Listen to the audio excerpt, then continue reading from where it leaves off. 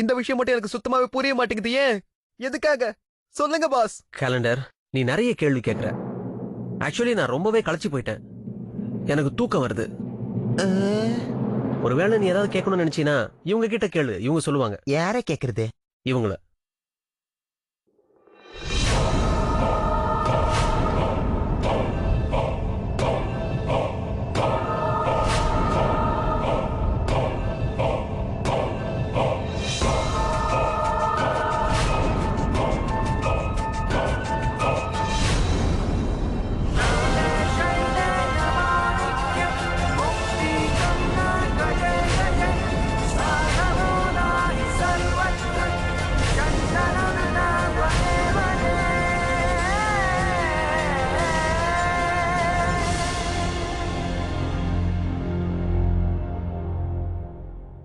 இங்க டாக்டர்னு பார்த்தா நான் தான், ஆனா மூளையை சரியா பயன்படுத்தினது நீங்க தான். எந்த பொம்பளை தன்னை தானே புத்திசாலி நினைச்சிட்டு இருக்காளோ அவளுக்கு அவ வழியிலேயே போய்தான் பதிலடி கொடுக்கணும். ஓ, அப்படின்னா அந்த அறை இது எல்லாமே உங்க பிளான் தானா? ஆனா எப்போ, எப்படி?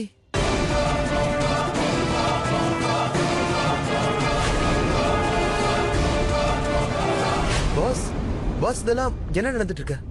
விளையாட்டு. அந்த பயங்கரமான கண்ணு இருக்கிற பொம்பளை அவ தான் இந்த பரத்வாஜ் குடும்பத்தை ஆட்டி படைச்சுக்கிட்டு இருக்கா. அதான் சொல்லுவாங்களே, விஷத்தை விஷத்தால தான் எடுக்கணும்னு. அந்த பொம்பளை வீட்டுக்குள்ள உருவாக்கின சக்கர வியூகத்தை நாம வெளியிருந்து பார்க்க வேண்டியது ரொம்ப அவசியம்.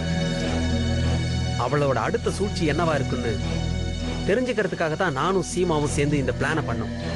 ஏன்னா அந்த பொம்பளைய பத்தின உண்மைய கண்டிப்பா நம்ம வெளியே கொண்டு வரணும். அப்படின்னா நீங்க ரோஹிணி மேல சந்தேகப்பட்டது?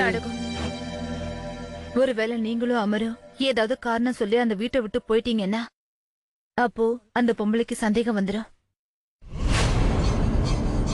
அதுக்காக தான் ஒரு ரோகிணி மேல சந்தேகப்பட்டு சித்தார்த்த கூட சண்டை போட்டாரு. அப்பதான் எல்லாரும் இதை நம்புவாங்க. அதாவது நீங்க 2 பேரும் சண்டை போட்டுதான் வீட்டை விட்டு வெளியில போயிருக்கீங்கன்னு. ஆனா இதெல்லாம் திடீர்னு நடந்துச்சு. நான் சஞ்சனாவை தூங்க வச்சுட்டு கீழே வந்தப்போ நாங்க அவளை பின்தொடர்ந்து போனோம். அண்ட் ட்ரஸ்ட் மீ, அவ முகத்துல இருந்த கன்ஃபியூஷன் அப்புறம் அந்த டென்ஷன் அது எதுவுமே பொய் இல்ல. நாங்க அங்க போனதுனால எங்களுக்கு ஏற்பட்ட டென்ஷன் அப்புறம் துக்கம் அதை நான் மட்டும் இல்ல, சீமாவும் உணர்ந்தாங்க.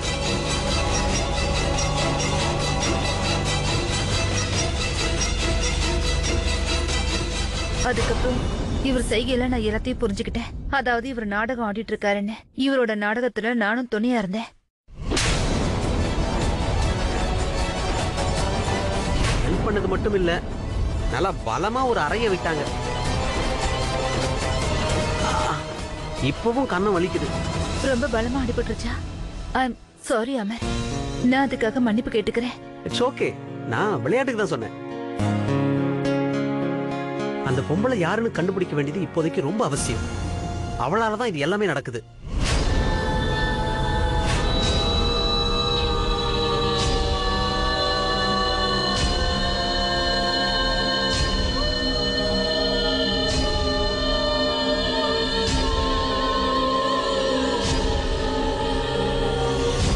Mister Verma, don't worry. உங்களுக்கு கரெக்ட் டைமுக்கு ஆர்டர் வந்து சேரும். மற்ற டீட்டெயில்ஸ் எல்லாம் நான் உங்களுக்கு மெயில் பண்ணிடுறேன்.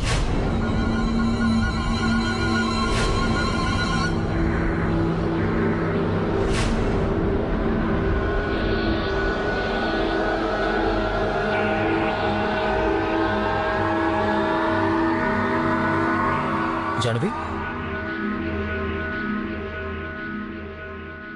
அண்ணா, அது உங்களுக்கும் சீமா அன்னைக்கும் பால் கொண்டு வந்திருக்கேன்.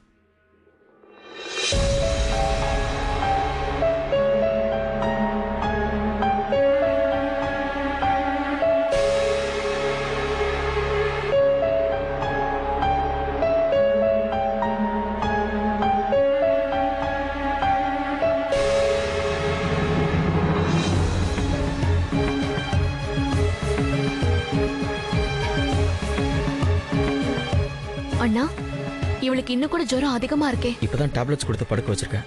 நாளைக்கு காலையிலயும் உடம்பு சரியில்லைன்னா டாக்டரை மறுபடியும் வர சொல்லி பார்க்கணும். நீங்க கவலைப்படாதீங்க. நான் கொஞ்ச நேரம் கழிச்சு வந்து மறுபடியும் ஃபீவர் செக் பண்றேன். ஓகே. சரி அண்ணா, நீங்க பால் மறக்காம குடிச்சிருங்க. அக்கா அக்கா மாமா, அக்கா எங்க? சீமா கீழே தான் இருப்பா. இல்ல, நான் கீழே பாத்துறேன், அவங்க இல்லையே. நல்லா பாத்தியா? ரோஹிணி அண்ணி, நீங்க அம்மாவோட ரூம்ல பாத்தீங்களா? ஒருவேளை அங்க இருக்கலாம்ல. சரி, நான் போய் பாக்குறேன். ஜானவி, எல்லாருக்கும் பால் கொடுத்துட்டல? ஆமா அண்ணி. சரி, நான் போய் அக்காவை பாக்குறேன். எங்க இருக்காங்கன்னு தெரியல. இந்த மாதிரி ஐடியா எங்களுக்கு ஸ்ருதிய பார்த்ததுக்கு அப்புறம் தான் வந்தது. இப்போ நம்ம சைடுல எல்லாம் தயாரா தான் இருக்கு. நம்ம காத்திருக்க வேண்டியது அந்த பச்சை நிற கண்கள் இருக்க பொம்பளையோட ஒரே ஒரு தப்புக்காக. வாவ், இந்த விளையாட்டு ரொம்ப இன்ட்ரெஸ்டிங்கா போயிட்டு இருக்குல்ல? இன்ட்ரெஸ்ட் இல்ல கேலண்டர், ஆபத்து. ஆபத்தாவா? ஆனா அது எப்படி பாஸ்? ஜெயிலுக்கு போறதுக்கு முன்னாடி சின்னத்தை எல்லா பழியும் தான் மேல ஏத்துக்கிட்டப்போ ஏன்னு தெரியல, அந்த விஷயத்தை என்னால சுத்தமா நம்பவே முடியல. அவங்க அந்த தப்ப பண்ணிருக்க மாட்டாங்கன்னு தோணுச்சு. அதனால நானும் அமரும் ஜெயிலுக்கு அவங்கள பாக்குறதுக்காக போனோம். அப்பதான் எனக்கு உண்மை தெரிய வந்தது. சின்னத்தை அந்த நேரத்துல என்ன பண்ணிட்டு இருந்தாங்கன்னா, கதறி கதறி அழுதுகிட்டு இருந்தாங்க. அந்த கண்ணீர் எனக்கு நடிப்பா தெரியல. அவங்க மனசார வேதனைப்பட்டு அழுதுகிட்டு இருந்தாங்க. அவங்க கண்கள்ல வர ஒவ்வொரு சொட்டு கண்ணீரும் அவங்க நிரபராதின்னு நிரூபிக்க ஆதாரமா எனக்கு தோணுச்சு.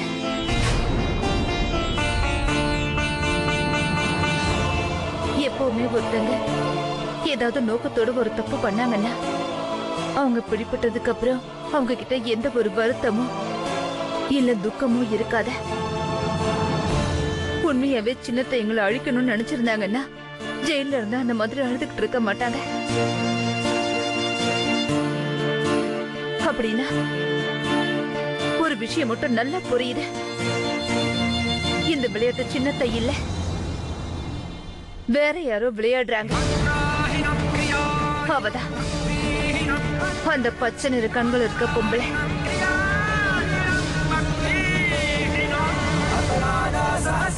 அப்புறம் சின்னத்தைய கட்டாயப்படுத்திருக்காங்க.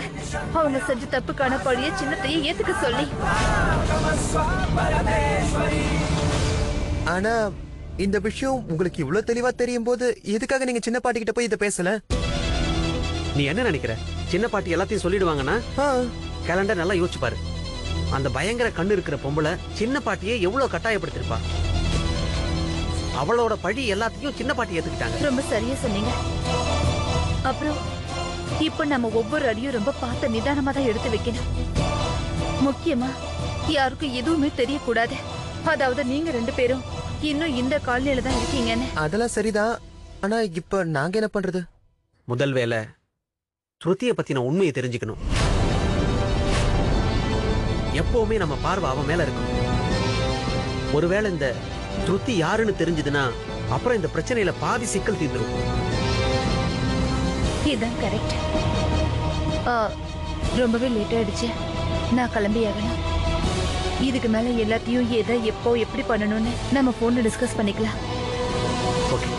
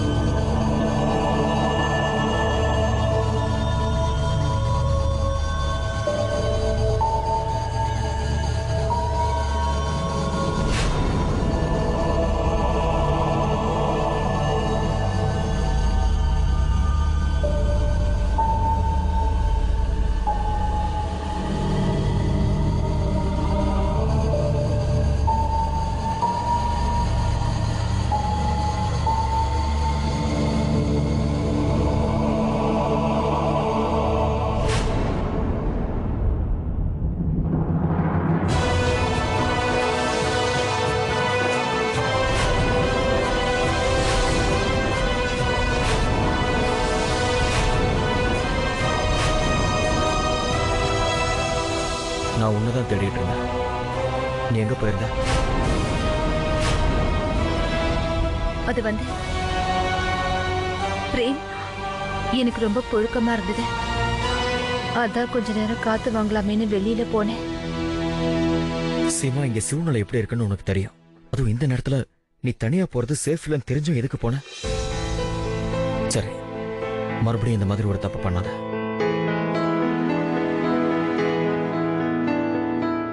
பிரேம், இப்போ நான் உங்ககிட்ட போய் சொல்லிட்டேன்.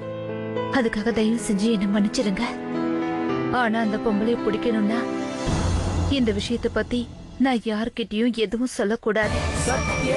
ஆனா ஒண்ணு, எனக்கு எல்லா உண்மையும் எப்ப தெரியுதோ அத முதல்ல நான் உங்ககிட்ட தான் சொல்லுவேன்.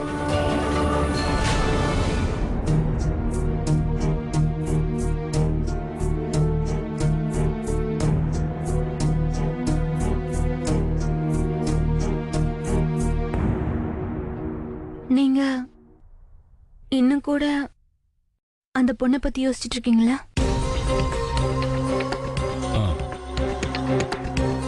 நான் அந்த துர்காவை பத்தி யோசிச்சுட்டு இருக்கேன்.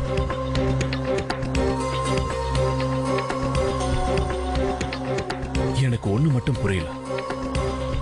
இந்த குடும்பம் அவ மேல எவ்வளவு அன்பு காட்டியிருக்கு, எவ்வளவு மரியாதை கொடுத்திருக்கு. ஆனா அவ இப்படி பண்ணிட்டு இருக்கா.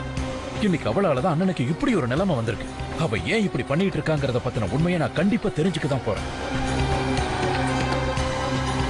உங்களுக்கு என் மேல நம்பிக்கை இருக்குல்ல? எனக்கு மத்தவங்களை விட நீங்க என்ன நம்பினா மட்டும் போதும். விஷயம் நம்பிக்கைக்கு சம்பந்தப்பட்டதில்ல ரோகிணி. எங்க எல்லாருக்கும் உன் மேல நிறைய நம்பிக்கை இருக்கு. இது நம்ம குடும்ப சம்பந்தப்பட்ட விஷயம். இவங்க முழு மனசோட எல்லாத்தையும் ஏத்துக்குவாங்க. அவங்களுக்கு அன்பு கொடுப்பாங்க, மரியாதை கொடுப்பாங்க. ஆனா அதே ஆளுங்க மனசை பாதிக்க வச்சிருவாங்க, ரொம்பவும் வேதனைப்பட வச்சிருவாங்க. அது விக் மாதிரி வெளியாளா இருந்தாலும் சரி, இல்ல சின்ன பாட்டி மாதிரி நம்ம சொந்தமா இருந்தாலும் சரி. விக்ரம் பிரேம் சீமாவோட வாழ்க்கையில பிரிவை உண்டாக்கணும். அப்புறம் சின்ன பாட்டி நம்ம 2 பேரோட வாழ்க்கையில என்னால இன்னும் கூட நம்ப முடியல. அவங்க தான் நமக்கு ஆக்சிடென்ட் பண்ண வச்சாங்கன்னு. அப்புறம் அதே சின்ன பாட்டி தான் என்கிட்ட இருந்த உன்னை 4 மாசம் பிரிச்சு வச்சுட்டாங்க ரோகிணி. என் ரோகிணியோட முகத்தை பறிச்சுட்டாங்க. இல்ல ரோகிணி, இனிமே இதுக்கு ஒரு முடிவு கட்டணும். நம்ம 2 பேருக்கு நடுவுல இனி யாரும் வரக்கூடாது. சத்தியமா?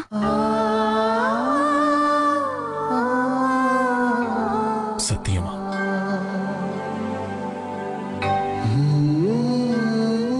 என் மேல சத்தியம்.